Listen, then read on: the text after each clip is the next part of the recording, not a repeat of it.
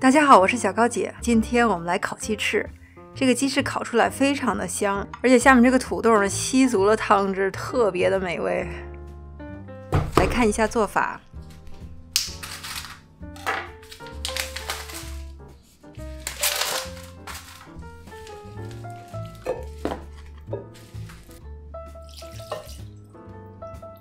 鸡翅买回来先泡水，大概15分钟。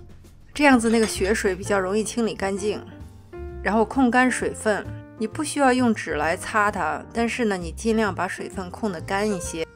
葱切段，生姜切片，然后把大蒜拍一下，加入1大勺花椒，1/4杯生抽，1大勺老抽和1大勺美极鲜酱油，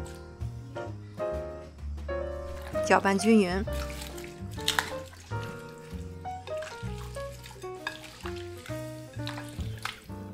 盖上保鲜纸，隔夜腌制。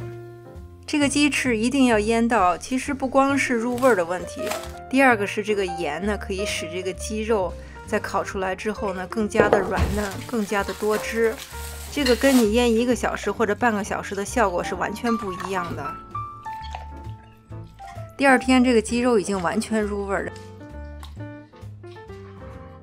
把上面的调料给它去掉。 黄皮土豆切片儿，铺在下面，然后把鸡翅摆在上面，然后给这个鸡翅的上面轻轻的撒一点点的盐来提味儿，用锡箔纸盖住，给上面再戳一些洞，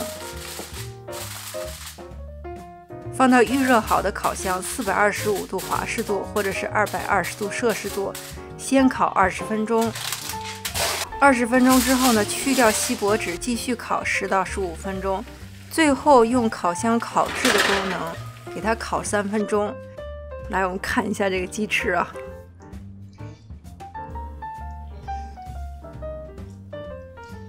这个里面是很嫩的，非常多汁的，而且完全入味，非常的香。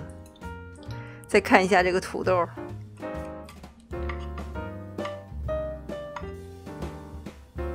我要说这个土豆比鸡翅还好吃，大家不觉得过分吧？